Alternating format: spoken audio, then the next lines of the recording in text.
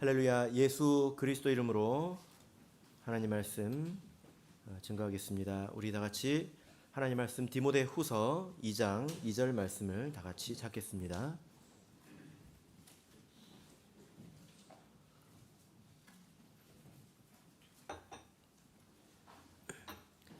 하나님 말씀 디모데 후서 2장 2절 찾으셨으면 우리 같이 읽어보도록 하겠습니다. 디모데 후서 2장 2절입니다. 읽겠습니다. 시작. 또 내가 많은 증인 앞에서 내게 들은 바를 충성된 사람들에게 부탁하라. 저희가 또 다른 사람들을 가르칠 수 있으리라. 아멘. 네, 오늘 이 시간은 나는 예수님의 제자입니까? 라는 제목으로 말씀을 전하겠습니다. 세상을 보면 많은 건물들이 있지요. 또 아름다운 건물들도 있는데요. 세상에서 가장 우스꽝스러운 건물로 뽑히는 그런 건물들도 있습니다. 그런 빌딩이 있는데요. 그 중에 하나가 이제 영국 런던에 있다고 합니다. 그 빌딩에 별명이 있는데 워키토키 빌딩이라고 합니다. 혹시 뭐 들어보시거나 가보신 적 있으십니까? 워키토키 빌딩이라는데 이 워키토키가 무전기라는 뭐 그런 뜻이 있잖아요. 그죠? 무전기를 말하지 않습니까? 왜 그러냐면 이 빌딩이 참 희한하게 위로 갈수록 넓어집니다. 이렇게 위로 갈수록 넓어집니다. 왜 그렇게 만드는지 모르겠습니다. 아마도 이제 고층일수록 이제 경치도 좋고 그러니까 좀 넓게 만들고 싶었던 것 같아요. 이제 건물을 또 짓다가 건물을 또 아름답게 보이게 하려고 이렇게 그 앞쪽을 다 유리로 이렇게 만들었는데 좀 이렇게 굽어지게 만들었나 봅니다. 그런데 이것 때문에 문제가 생겼대요. 어떤 문제가 생겼냐면 아침이면 해가 뜨지 않습니까? 그죠? 태양이 뜨면 거기에 그 반사가 돼서 그 빌딩 인근 어떤 지역을 이렇게 비춘다고 합니다. 햇빛이 비춰가지고 그래서 그 비춰지는 빛이 얼마나 센지 거기에 주차되어 있던 차가 녹아내렸대요. 사람들이 얼마나 황당했겠습니까? 그죠? 그래서 사람들이 거기서 모여가지고 무슨 테스트를 했냐면 거기다가 그 후라이팬에다가 계란을 놓고 거기다가 계란이 정말 익나 안 익나 이것을 테스트했다라고 합니다. 그래서 결국 그 빌딩을 잘 지어놓고 결국에는 그 유리창에다가 반사를 막기 위해서 그물을 설치했다고 합니다. 그러니까 얼마나 이렇게 빌딩이 우습게 했습니까? 근데 제가 이렇게 또 보니까 역설적으로 이 건물이 스카이 라운지가 있습니다. 거기가 아주 핫 플레이스래요. 왜 그럴까요? 이유도 재밌습니다. 그 건물에 올라가야 그 건물이 안 보인대요. 이해하신 분만 이해하신 걸로. 네. 우리 사람의 인생도 이와 같습니다. 우리가 한층 한층 우리 인생을 쌓아 올리는 건축과 같다는 생각이 드는데요. 우리가 살아가면서 이건 좋아 보이니까 이것은 취하고 또 저거는 마음에 안 드니까 이것은 빼버리고 그러면 뭐 자기 마음에 드는 그런 뭐 인생이 될지는 모르겠습니다만은 하나님 보시기에는 아주 우스꽝스러운 그런 삶의 모습이 되지 않을까 이렇게 생각을 해봅니다. 아주 불균형하고 그리고 또 우스운 그런 모습이 될 것입니다. 우리가 성경을 보면 이런 사람들이 있습니다. 예수님을 따라다녔던 이렇게 많은 사람들 가운데서도 이런 사람들이 있었는데요. 우리가 이런 사람들은 아닌가 생각해보라고 이런 말씀을 주신 거죠. 복음서 안에서 이런 사람들을 무리라고 부르고 있습니다. 허다한 무리, 많은 무리라고 부르고 있습니다. 그리고 예수님을 따랐던 많은 사람들을 이렇게 그냥 무리라고 부르고 있는데 또 예수님을 따르지만 이 무리와는 또 구분된 별도의 사람들을 복음서에서 제자들이라고 부르고 있습니다. 제자라고 부르고 있습니다. 이 사람들은 무리와는 다르죠. 그리고 더욱 깊숙이 예수님 안으로 들어가는 것을 볼 수 있습니다. 그러면 이 무리, 예수님을 따르지만 이 무리와 제자는 어떤 차이점이 있을까요? 그래야 우리가 내가 무리에 가까운지 아니면 제자에 가까운지 알 수 있을 것 아니겠습니까? 네, 여러 가지 차이가 있지만 무리는 예수님을 대할 때 예수님 중심으로 대하는 것이 아니라 자기가 중심이 된다는 차이점이 있습니다. 그러니까 뭐가 가장 중요한 것이냐면 예수님이 가장 중요하고 중심이 되는 것이 아니라 지금 내 삶에 뭐가 필요하냐, 이게 제일 중심에 있다는 거예요. 내 삶에 가장 필요한 것을 예수님이 가지고 있으니까 예수님을 따른다는 것입니다. 그러면 예수님을 따를 때 어떻게 따를까요? 지금 나에게 필요한 것, 나에게 도움이 되는 것, 그것이 있으면 받고, 그것이 없으면 이제 안 받고 그러겠죠. 그래서 슈퍼 가가지고 모든 걸 다 사는 게 아니잖아요. 그렇죠? 필요한 것만 사듯이 예수님을 슈퍼마켓처럼 여겼다는 것입니다. 그래서 예수님께서도 이런 말씀을 하신 적이 있는데 그들에 대해서 예수님을 따르는 것은 좋지만 이렇게 책망하신 적이 있습니다. 요한복음 6장 26절을 보면 너희가 나를 찾는 것은 표적을 본 까닭이요 떡을 먹고 배부른 까닭이로다. 이렇게 예수님께서 말씀을 하셨다는 것입니다. 그러니까 예수님께서 하신 모든 말씀이 다 자기에게 필요한 것이 아니고 예수님의 모든 것이 필요한 것이 아니기 때문에 필요에 따라서 상황에 따라서 받을 것은 받고 또 버릴 것은 버리고 이렇게 행했다는 거죠. 이것이 그들에게는 아마 당연했을 것입니다. 우리가 슈퍼마켓 가가지고 모든 것을 다 사는 것이 아니라 필요한 것만 사는 것이 너무나 당연하지 않습니까? 그런 것처럼 예수님께 가서도 필요할 때는 구하고 필요할 때는 가까이 가고 필요 없을 때는 멀어지고 이랬다는 것입니다. 그러나 제자들은 달랐습니다. 제자들은 어땠을까요? 제자들은 예수님을 슈퍼마켓으로 여긴 것이 아닙니다. 제자들은 예수님을 주님으로 불렀습니다. 그래서 예수님은 나의 주인이었습니다. 주였습니다. 그래서 그가 주시는 모든 것을 다 받았죠. 그죠? 내가 원하는 것이 아니라 내 필요가 중심이 아니라 예수님이 중심에 있다는 것입니다. 그래서 이것이 많은 차이 가운데서 아주 큰 차이점인데요. 결과적으로 이 무리와 예수님 제자들은 결과적으로는 아주 큰 차이를 가지게 됩니다. 예수님께서 이 무리들을 불쌍히 여기셨죠. 그러나 그들을 더 깊은 진리 가운데로 인도하지는 않으셨습니다. 그리고 이 무리들은 결국에는 예수님을 십자가에 못 박습니다. 바로 이 무리들이 예수님을 못 박는다라는 거죠. 여러분, 그래서 우리가 신앙생활을 할 때 처음부터 이런 습관을 가져야 합니다. 우리가 신앙생활을 할 때 자기 중심성을 버려야 합니다. 이걸 버려야 합니다. 예수님이 주시는 모든 것을 받을 마음을 가져야지. 내가 필요한 것, 내가 필요할 때 그것만 그때만 찾는다면 그 사람이 곧 무리라는 거죠. 내 생각과 다른 말씀도 내가 이해되지 않아도 하나님 말씀이라면 받아야 합니다. 그리고 내게 손해가 되어 보이는 일도, 내게 힘들어 보이는 일도 받아야 합니다. 그때 믿음이 필요하죠. 예수님은 주인이시고 예수님은 나를 사랑하시고 이 모든 것이 합력하여서 나에게 선을 이룰 것이다, 나를 영생으로 인도하실 것이다 라는 믿음을 가지고 우리가 그 모든 것을 받아 버릇해야 합니다. 혹시 오늘도 슈퍼마켓 오듯이 내 귀에 걸리는 것만, 지금 내게 필요한 것만 받겠다고 하면 그것은 무리이죠. 그죠? 지금 이 말씀이 여러분에게 가장 필요한 말씀입니다. 하나님이 가장 잘 아시지 않습니까? 우리가 예수님을 내 삶의 도구로 여기지는 않겠죠. 누가 그런 마음을 가지고 교회에 오겠습니까? 그러나 결과적으로는 그럴 수 있다는 것입니다.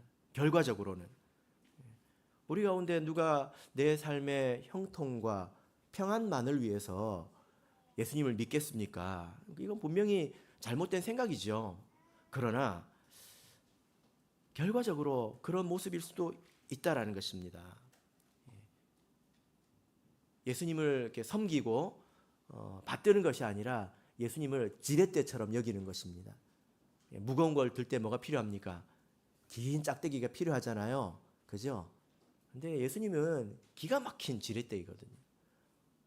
그러니까 필요할 때 내가 쓰는 것, 내가 믿고 따르고 기도하는 것 같지만 내가 예수님을 쓴다는 말이에요. 그렇게 되지 않도록 조심해야 합니다. 심지어 이 말도 한번 생각해 보십시오. 우리가 천국 가기 위해서 예수님을 믿는다. 어떻습니까? 이 말이 완전히 맞는 말입니까? 예수님은 내가 천국 가는데 필요한 지렛대가 아닙니다. 내가 예수님을 사랑하고 예수님을 주인으로 섬기고 순종할 때 천국에서 만나게 되는 것이죠. 그죠? 이것은 아주 다른 것입니다. 그래서 예수님을 지렛대로 여기지 않는 것이 제자의 모습입니다. 자, 그러면 우리가 이 신앙생활을 하면서 예수님을 따르면서 내가 무리가 아니라 참된 예수님의 제자가 되려면 우리가 어떻게 해야 될까? 오늘 말씀을 통해서 살펴보고자 합니다. 자, 그러면 디모데후서 2장 2절을 다시 한번 읽어보겠습니다. 2장 2절 읽겠습니다. 시작. 또 내가 많은 증인 앞에서 내게 들은 바를 충성된 사람들에게 부탁하라. 저희가 또 다른 사람들을 가르칠 수 있으리라. 자, 이 디모데 후서는 바울 사도가 아들과 같은 제자 그 디모데에게 권면하는 글이죠. 그래서 자기 자신을 이어서 다른 제자들을 잘 양육할 것을 여러 가지 어려움에도 잘 양육할 것을 이제 명령하고 또 지시하는 그런 말씀입니다. 자, 그런데 그 앞에서 그에 앞서서 뭐라고 말씀하시냐면 내가 많은 증인 앞에서 나에게 들은 바를 이렇게 말씀하고 있습니다. 많은 증인들 앞에서 나에게 네가 들었지 않느냐 이렇게 말씀을 하고 있습니다. 그래서 어떻게 해야 제자가 됩니까? 먼저 배움이 있어야 된다는 것입니다. 그죠? 바울을 통해서 네가 배웠다는 것입니다. 디모데가. 그래서 우리도 먼저 배워야 합니다. 배우지 않고 제자가 될 수 없습니다. 디모데는 바울에게 무엇을 어떻게 배웠을까요? 바울은 가르치는 것이 좀 남달랐을까요? 어떻게 가르치고 또 디모데는 또 어떻게 배웠을까요? 자, 여기서 특이한 표현이 하나 눈에 띄는데 그게 뭐냐면 많은 증인들 앞에서라고 말씀하고 있습니다. 그죠? 많은 증인들 앞에서 네가 배웠다 이렇게 돼 있죠. 그죠? 그런데 여기 많은 증인들 앞에서는 많은 증인들과 함께 그리고 많은 증인들 가운데서 사실 디모데만 배운 건 아니라는 것입니다. 같이 배운 많은 사람들이 있는데 그 사람들을 뭐라고 부르고 있는 것입니까? 선생님에게 배우는 사람들을 보통 뭐라고 부르죠? 뭐 학생, 또 제자 이렇게 부를 텐데 자, 여기서 증인이라고 말하고 있습니다. 많은 증인들과 함께 네가 배웠다 이렇게 말씀하고 있습니다. 그래서 이 말씀을 곰곰이 우리가 이렇게 생각을 해보면 디모데가 많은 것을 배웠을 텐데요. 그 배운 것은 다만 신학적이고 혹은 학문적이기만 했던 것이 아니라 그 배운 것이 그 말씀이 분명한 사실이라는 것을 디모데가 보고 또 느꼈다는 것입니다. 이건 굉장히 다른 거죠. 디모데는 자기가 배우고 있는 것이 그 지식이 생명력이 있다는 것을 알았다는 것입니다. 무슨 말입니까? 자, 그래서 우리가 이 내용을 통해서 두 가지를 생각해 봐야 되는데 우리가 제자가 되려면 먼저 우리가 배워야 합니다. 잘 배워야 합니다. 배우지 않으면 제자가 될 수가 없습니다. 배우는 것과 배우는 척하는 것은 다르죠. 그래서 나는 이 교회를 통해서 예수님께 잘 배우고 있는가? 잘 배우고 있습니까? 예수님의 제자들과 무리들은 이 배움의 태도에 있어서 아주 큰 차이점이 있었습니다. 그죠? 예수님의 제자들은 열심히 배웠습니다. 그래서 예수님께서 제자들을 가르치실 때 어디로 가셨습니까? 산으로 가셨죠. 그죠? 제자들은 어땠습니까? 산까지 쫓아서 올라갔습니다. 우리 예배당이 저기 윤산 꼭대기에 있었으면 여기서 한 몇 명 정도는 빠졌을 것 같아요. 올라오는 게 힘들잖아요. 그죠? 그곳까지 나와서 듣는 자들이 제자였다는 것입니다. 근데 무리들은 어땠습니까? 뭐 육신적인 필요나 혹은 호기심이나 이런 이유로 쫓는 사람들은 그렇게까지 할 필요가 없죠. 그렇게까지 배우지 않았다는 것입니다. 그것까지 따르지 않았다는 것입니다. 여러분, 그래서 어떤 사람이 제자냐면 배우기를 힘쓰는 자가 제자이지요. 우리가 배우는 이 자리가 사실 그렇게 편하지 않을 수 있습니다. 우리가 평일 저녁에 예배를 드리는데 뭐 이 자리가 얼마나 피곤한 자리입니까? 하루 종일 일하고 저녁에 밥 먹고 교회 오면 얼마나 졸리고 얼마나 피곤합니까? 근데 저는 진짜 이렇게 힘쓰는 사람을 봤습니다. 이분이요, 처음에 저녁 예배 왔을 때 얼마나 피곤한지 그 저기 헤비메탈 하는 사람들 머리 흔드는 거 아시죠? 이렇게. 그죠? 예배 시간에 그걸 하고 계시더라고요. 지휘를 하고 계십니다, 머리로. 근데 그분이 나빠서 그런 게 아니라 정말 피곤하셔서 그런 거거든요. 하루 종일 힘써서. 근데 그분이 어느 날 저녁을 안 먹고 오시더라고요. 왜냐하면 졸리니까. 그렇게 노력을 했다는 것입니다. 그리고 또 토요일 오후에 우리 4시 반에 뭐 합니까? 우리 사청부들 성경 공부하죠. 이때도 모든 사람이 다 힘든 시간이거든요. 목요일 성경문 어떻습니까? 1시간 배우려고 몇 시간을 왔다 갔다 해야 됩니까? 다 힘듭니다. 배우는 것이 다 힘듭니다. 지금 제가 대학부 성경부를 계획을 하고 있는데 가능한 시간이 일요일 오전밖에 없습니다. 쉬라는 소리가 막 들리는 것 같아요. 얼마나 쉬고 싶겠습니까? 얼마나 자고 싶겠습니까? 토요일에도 왔는데 일요일에도 오라고. 그러나 여러분, 적당한 시간에 나를 감동시켜 주기를 바라는 것은 제자가 아닙니다. 그것은 관객이죠. 무리죠. 극장 갈 때 어떤 마음으로 갑니까? 연극 보러 갈 때 어떤 마음으로 갑니까? 그래, 나는 편하게 앉아 있을 테니까, 나는 눈만 뜨고 귀만 열고 있을 테니까 나를 한번 감동시켜 봐라. 잘한다며. 이런 마음으로 앉아 있잖아요. 그런 마음으로 앉아 있다면 무리이지 제자가 아닙니다.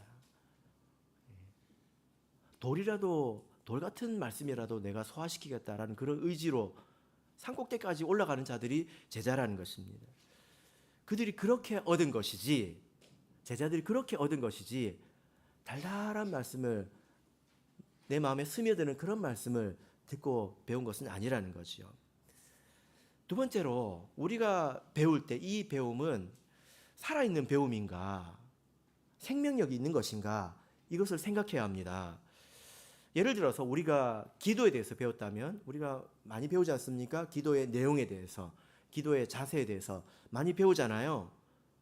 근데 여기까지만 배우면 배운 게 아닌 것입니다. 생명력이 없는 거죠. 어디까지 배워야 합니까? 정말로 그렇게 기도하면 하나님께서 들으신다라는 것을 보고 느껴야 되는 것입니다. 그렇게 하려면 어떻게 해야 될까요? 기도를 해야죠. 그죠? 옛날 뭐 도산서원이나 또 세상에 있는 많은 뭐 유명한 뭐 학파들이 있습니다. 그런 사람들이 배울 때는 어떻게 배웠습니까? 뭐 세상의 이치에 대해서 공부하고 배울 때는 다 머리로만 배운 거거든요. 다 머리로만, 이성적으로, 합리적으로 이치에 맞는 말만 계속 이어나갔을 뿐입니다. 우리가 배우는 것이 그런 것입니까? 예수님은 제자들을 어떻게 가르쳤을까요? 예수님께서 제자들과 함께 하실 때에 많은 말씀으로 가르치셨지만 그게 다가 아니었습니다. 어떻게 했습니까? 그들이 항상 듣고만 있었던 것이 아니라 그 사람들을 둘씩 그냥 보내버렸어요. 가르치셔가지고 보내버렸습니다. 그 두 사람이 나갔을 때 얼마나 떨렸겠습니까? 얼마나 긴장됐겠습니까? 그래서 배웠던 것을 간절히 붙잡고 또 하나님께 간절히 또 기도했을 것입니다. 근데 놀라운 것은 그들이 예수의 이름으로 일을 했을 때 그것이 효력이 있었다는 것입니다. 그래서 돌아올 때는 어떻게 돌아왔을까요? 힘들어가지고 피곤해가지고 짜증이 나서 돌아왔을까요?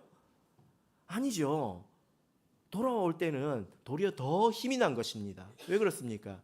내가 배운 것이 말만 있는 것이 아니라 생명력이 있는 것이구나. 이런 감동을 가지고 돌아왔다는 것입니다. 그죠? 자, 우리 누가복음 10장을 보겠습니다. 누가복음 10장 17절입니다.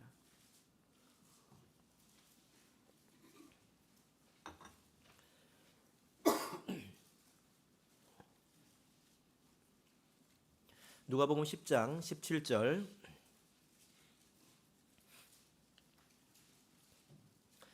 자, 우리 같이 읽겠습니다. 시작. 70인이 기뻐 돌아와 가로되 주여 주의 이름으로 귀신들도 우리에게 항복하더이다. 이 사람들이 돌아오면서 한 말이거든요. 이 말이 무슨 뜻입니까? 당신의 말씀은 살아 있습니다. 이 뜻 아닙니까? 우리가 살아있는 말씀을 배웠다는 거예요. 살아있는 말씀을.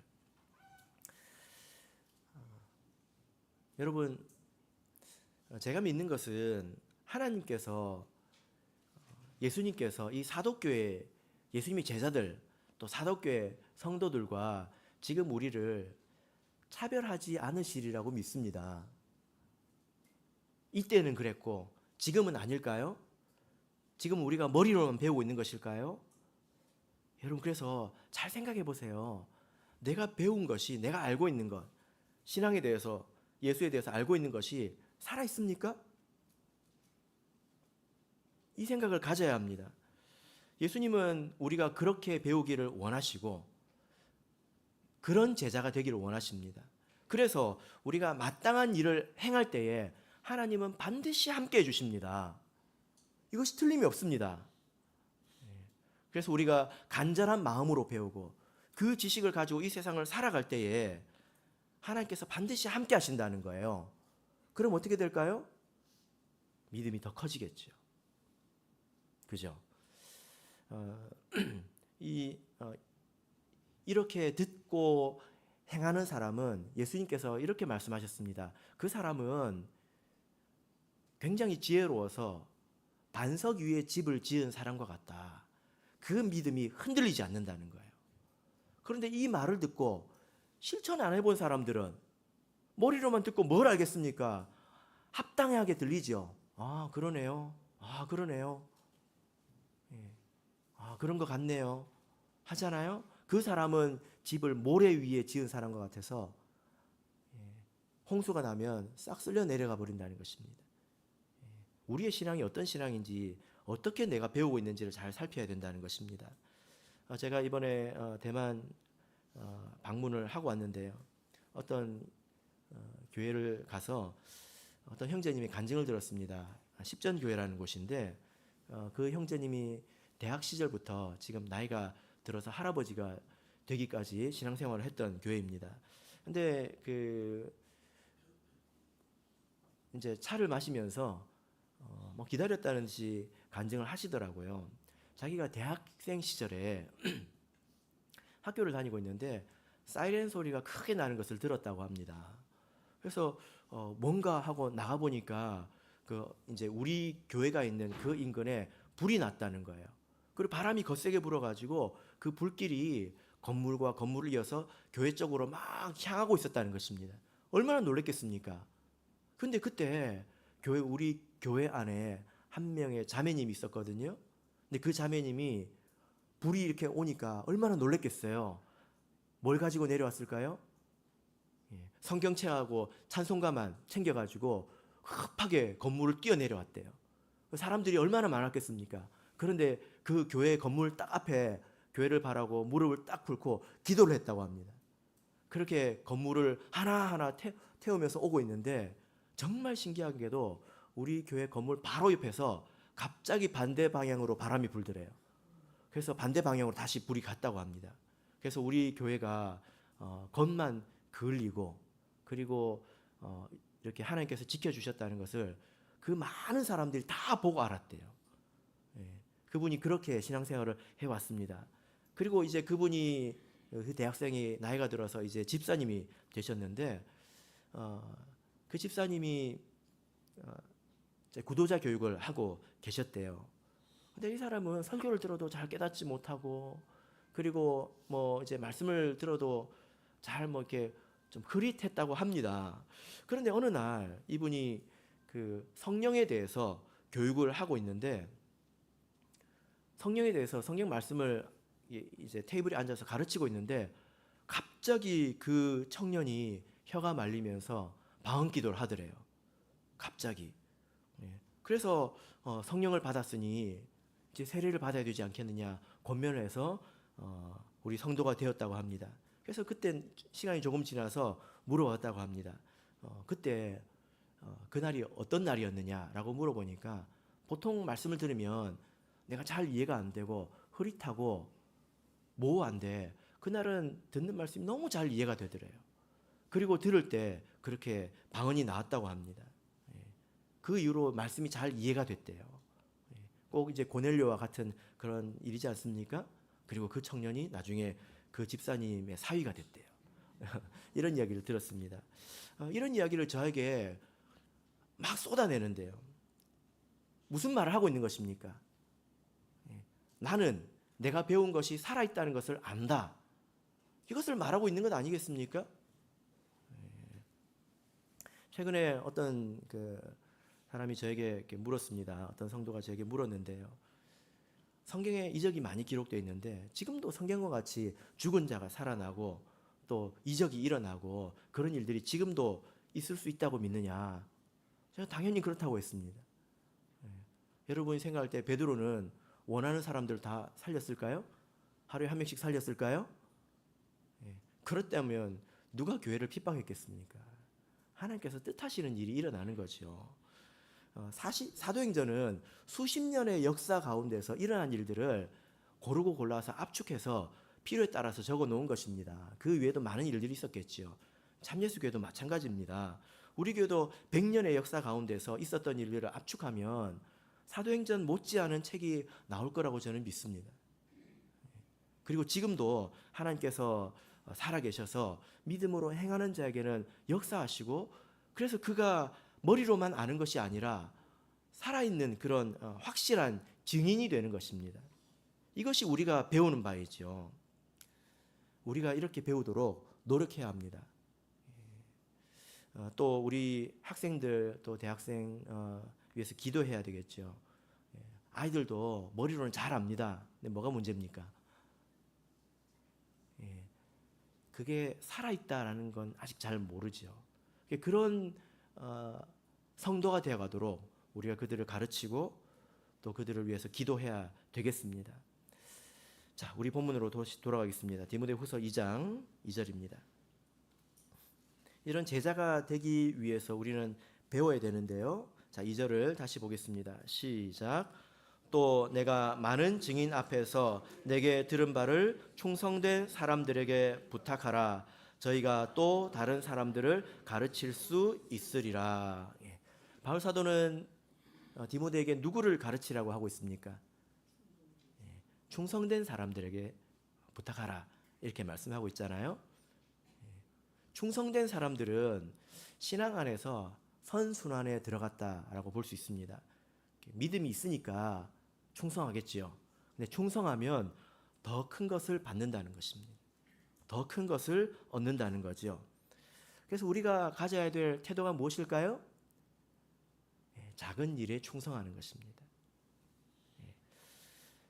자, 누가복음 16장 10절을 보겠습니다. 우리가 제자가 되어 가려면 작은 일에 충성할 수 있어야 합니다. 누가복음 16장 10절 같이 읽겠습니다. 누가복음 16장 10절 읽겠습니다. 시작. 지극히 작은 것에 충성된 자는 큰 것에도 충성되고 지극히 작은 것에 불의한 자는 큰 것에도 불의하니라. 이 말씀이 당연합니다. 내가 하는 일이 너무 하찮고 작아서 게을리 여기는 사람들은 큰 것 맡겨주면 처음에는 잘하는 것 같지만 그것도 익숙해지고 그것도 지루해지면 잘하지 않습니다.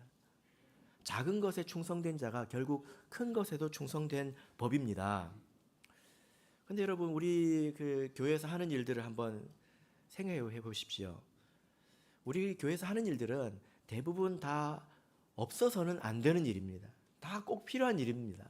그러나 좀 게을리 한다고 해서 혹은 한두 번 빠진다고 해서 큰 혼란을 겪거나 혹은 교회가 치명상을 입거나 그런 일은 잘 없죠. 그죠? 예, 그런 일은 별로 없습니다. 그러나 하나님께서는 이렇게 그 작은 일을 행할 때 그 태도를 하나님이 다 보시고 계신다는 것입니다. 모든 것을 하나님이 다 보십니다. 그래서 그것을 보시고 더 큰 은혜, 더 큰 믿음으로 들어갈 수 있도록 하나님께서 인도해 주신다라는 거죠. 그죠? 예수님께서 오병이어의 기적을 행하실 때 그 광야에서 많은 이 수천 명의 사람들을 먹일 때 하나님께 쓰신 것은 작은 아이가 가지고 있는 보리떡 5개, 물고기 2마리였습니다. 그걸 가지고 하나님은 예수님이 풍성하게 하시지 않았습니까? 예. 그 아이가 작은 것을 드렸지만 예수님은 그것을 크게 사용하셨잖아요. 예. 그 아이의 입장에서 보자면 아마 그 아이의 일생에 잊을 수 없는 간증이 되었을 것입니다. 내가 분명히 조그만 것을 드렸는데 이것이 얼마나 풍성해졌는가, 이 아이가 죽도록 잊을 수 없는 그런 간증이 되었을 것입니다. 하나님은 작은 것을 크게 쓰시는 분이고 작은 것을 통해서 큰 은혜를 만드시는 분입니다. 구약 성경에도 이런 이야기가 많지요. 하나님께서 엘리야 같은 대선지자를 먹이실 때 누구를 쓰십니까? 까마귀, 또 과부, 이렇게 작고 작은 자를 쓰십니다. 그래서 우리가 생각할 때 세상을 보면 어떤 슈퍼맨 같은 사람들이 큰 일을 해내는 것처럼 보이죠.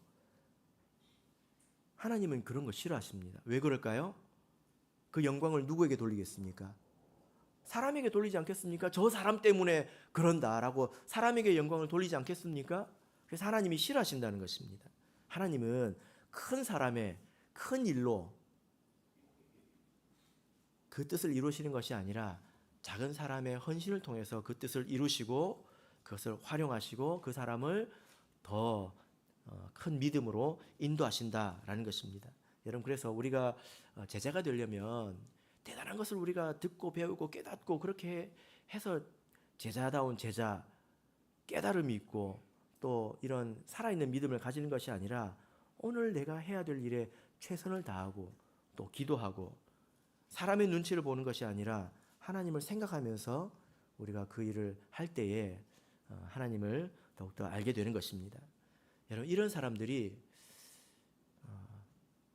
진짜로 강한 사람이죠. 약해 보여도요, 지식도 별로 없어 보이고 작은 사람 같은데 심령이 강한 사람들이 있습니다. 이런 사람들이 강하게 되는 거죠. 자, 2장 디모데후서 2장 1절을 보겠습니다. 여러분 스스로 나는 내 믿음은 갈대 같아요, 이렇게 말하지 마시길 바랍니다. 우리는 작아도 단단해야 합니다. 자, 그래서 바울 사도가 디모데에게 뭐라고 말합니까? 1절 시작. 내 아들아, 그러므로 내가 그리스도 예수 안에 있는 은혜 속에서 강하고, 강해져야 된다는 것입니다. 이것은 사람의 어떤 경험, 내가 학식이 쌓이고 경력이 쌓이고 나란 사람이 대단해지는 것이 아니라 내 마음속에 살아있는 믿음이 있다는 것입니다. 나를 통해서 예수님께서 역사하신다, 함께 하신다, 큰 내적 확신이 있다는 것입니다. 이런 사람들은 흔들리지 않습니다. 갈대가 아니에요. 이런 사람들은 어떤 사람일까요? 자, 고린도후서 4장 8절을 보겠습니다. 고린도후서 4장 8절. 고린도후서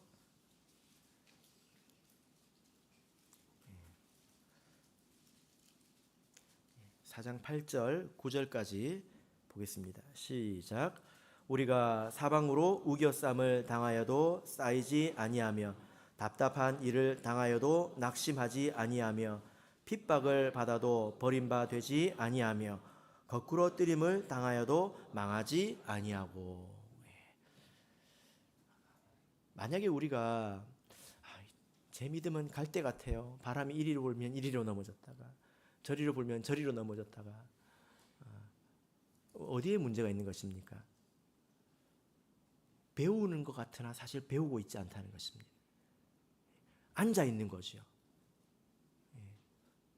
잘 듣지도 않고 들어도 실천하지 않고, 그래서 내 마음속에 내 머릿속에 가지고 있는 지식이 체계도 없고 생명력도 없다는 것입니다. 그렇게 이 자리에 오래 앉아 있는 것이 무슨 의미가 있습니까?